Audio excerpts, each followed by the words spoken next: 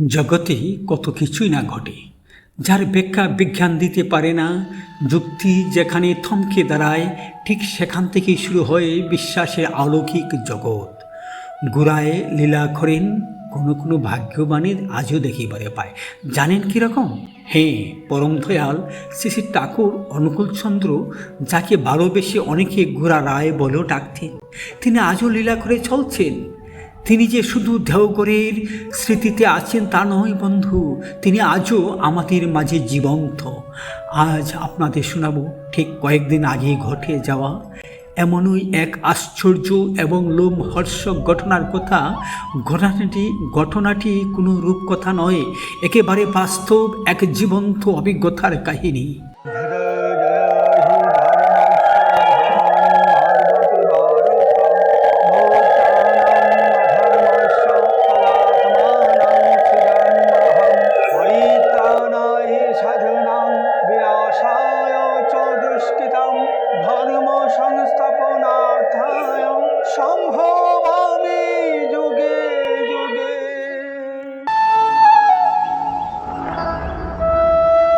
ঘটনাটি ঘটেছে গুজরাটে। সেখানে আমাদের পরম দয়াল শ্রী শ্রী ঠাকুরের একটি নতুন মন্দির নির্মাণ হচ্ছে। মন্দিরের কাজ মানেই তো এক বিশাল যজ্ঞ। তো সেই মন্দিরের দরজা এবং জানালার চমৎকার কাঠের কাজ করছিলেন একজন মিস্ত্রি। মানুষটি অত্যন্ত সাধারণ এবং তিনি কিন্তু ঠাকুরের দীক্ষিত কেউ ছিলেন না।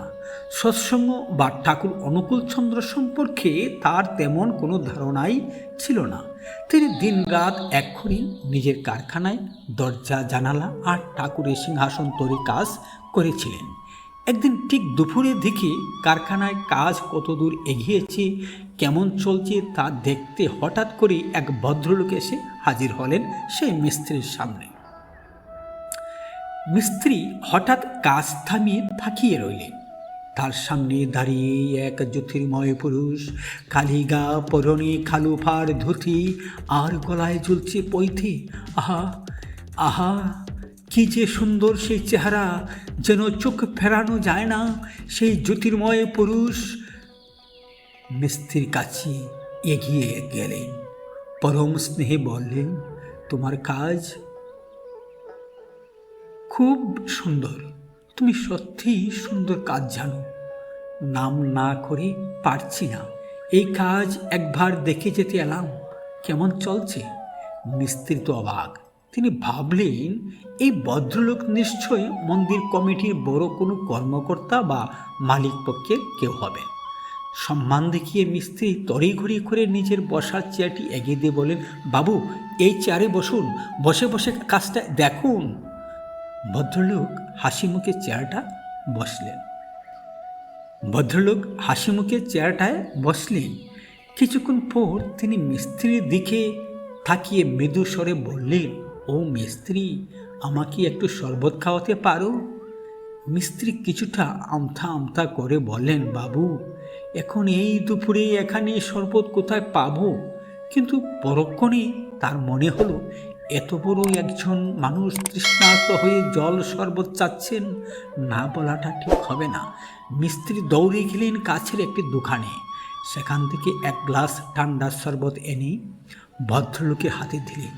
ভদ্রলোক পরম তৃপ্তিতে সেই শরবতটুকু খেলেন। তারপর শান্ত স্বরে বললেন, এবার আমি আসি। এই বলে তিনি এক পা করে হেঁটে চলে গেলেন। এরপর কেটে গেল 2-3 দিন। মিস্ত্রি তার কাজে মগ্ন। দরজা জানালার পাল্লা বসে গেছে, সুন্দর সিংহাসনটিও প্রায় তৈরি শেষ। এমন সময় একদিন মন্দিরের এক কর্মী এসে মিস্ত্রিকে বললেন, আজ আমাদের এখানে একটি সৎসঙ্গ আছে, চলুন। কাজ তো অনেক করলেন, আজ সৎসঙ্গ থেকে একটু ঘুরে আসি। মিস্ত্রিও রাজি হয়ে গেলেন, কারণ ওই সময় তার কাজের তেমনটা চাপ ছিল না। তাই ভাবলেন, ওই দাদা যখন বলছে একটু ঘুরে আসার জন্য, তাহলে ক্ষতি কি, চলুন যাই। কিন্তু সৎসঙ্গের মূল প্যান্ডেলে পা রাখতে মিস্ত্রির পায়ের তলার মাটি যেন সরে গেল। বুকের ভেতরটা কেঁপে উঠল তার। তিনি স্তব্ধ হয়ে দাঁড়িয়ে পড়লেন। একই দেখছেন তিনি, সৎসঙ্গের আসনে যার ছবি বা প্রতিকৃতি রাখা, যার গলায় আজ মালা পরানো হয়েছে, তিনি তো আর কেউ নন। এই তো মাত্র একদিন আগে এই ভদ্রলোকই তার কারখানায় এসেছিলেন, তার দেওয়া চেয়ারে বসেছিলেন, তার হাতে শরবত খেয়েছিলেন। মিস্ত্রি মনে তীব্র আলোড়ন, সরল মনে প্রশ্ন জাগল, তাহলে কি এই ভদ্রলোক একদিন আগে মারা গেছেন? তাই কি আজ ওনাকে মালা পরানো হয়েছে? তিনি আর নিজের কৌতূহল চেপে রাখতে পারলেন না। সাহস করে পাশের এক সৎসঙ্গী কর্মীকে জিজ্ঞেস করলেন, বাবু, একটা কথা জিজ্ঞেস করতে পারি? কিছু মনে করবেন না তো? কর্মী বললেন, না, বলুন, কি বলবেন।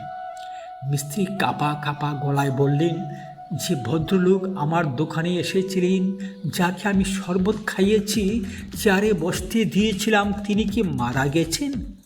তাকে আজ এখানে মালা পরানো হয়েছে কেন?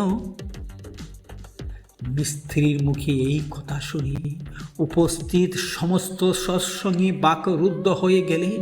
তারা বুঝতে পারলেন এ কোনো সাধারণ কোনো ঘটনা নয়, স্বয়ং ঠাকুর এসে মিস্ত্রিকে দেখা দিয়ে গেছেন। সঙ্গে সঙ্গে এই অলৌকিক ঘটনার কথা জানিয়ে দেওঘরে বর্তমান আচার্যদেবকে টেলিফোন করা হলো। আচার্যদেব ফোনের অফার থেকে সব শুনলেন। পরম দয়ালের এই জীবন্ত লীলার কথা শুনে তিনি আবেগপ্লুত হলেন এবং তাৎক্ষণিক কিছু বিশেষ নির্দেশ দিলেন। আচার্যদেব বললেন, মিস্ত্রির কাজ শেষ হলে তাকে যেন অবশ্যই সসম্মানে দেওঘরে পাঠিয়ে দেওয়া হয়। যে চেয়ারে বসিয়ে স্বয়ং ঠাকুরকে সেবা করা হয়েছিল, সেই চেয়ারটি যেন আলাদা করে পবিত্রভাবে রাখা হয় এবং যে গ্লাসে করে ঠাকুর শরবত পান করেছিলেন, সেই গ্লাসটিও যেন পরম যত্নে আলাদা করে রাখা হয়। আজও বর্তমান আচার্যদেবের সেই নির্দেশ অটুট রাখা হয়েছে। মিস্ত্রির কাজ এখনও সম্পূর্ণ হয়নি। কাজ শেষ হলেই তিনি রওনা হবেন দেওঘরের উদ্দেশ্যে। আর সেই চেয়ার ও গ্লাস আজ সৎসঙ্গের অমূল্য সম্পদ হয়ে দাঁড়িয়েছে। শ্রদ্ধেয় দাদু মায়েরা, তিনি আজও লীলা করেন। গোরা রায় আজও নিজের কাজ নিজেই তদারকি করেন। মন্দিরের মালিক তো স্বয়ং তিনি, তাই মালিকের কাজ মালিক নিজেই দেখতে যান। তিনি আমাদের ছেড়ে কোথাও যাননি, তিনি আমাদের সঙ্গে আছেন, আমাদের মাঝেই আছেন। একই কম গৌরবের কথা শ্রদ্ধেয় দাদু মায়েরা, একই কম আনন্দের কথা, একই কম উল্লাসের কথা। সৎসঙ্গীরা সত্যি ভাগ্যবান, যারা এমন একজন জ্যান্ত ভগবানের আশ্রয় পেয়েছেন। গোরা রায়ের এই লীলা অনন্ত অসীম। আজকের এই সত্য ঘটনাটি আপনার কেমন লেগেছে বন্ধু? কমেন্ট করে অবশ্যই জানাবেন। পরম দয়ালের এই লীলা সবার মাঝে ছড়িয়ে দিতে ভিডিওটি শেয়ার করতে ভুলবেন না শ্রদ্ধেয় দাদু মায়েরা। যদি আপনি আমাদের চ্যানেলে নতুন হয়ে থাকুন, অবশ্যই আমাদের চ্যানেলটি সাবস্ক্রাইব করে যাবেন। আর কমেন্ট করে জানাতে ভুলবেন না আপনি কোথা থেকে দেখছেন, কেমন লেগেছে ভিডিওটি। সবাই ভালো থাকুন, সুস্থ থাকুন, ঠাকুর সবার মঙ্গল করুন। দেখা হবে আমাদের পরবর্তী ভিডিওতে।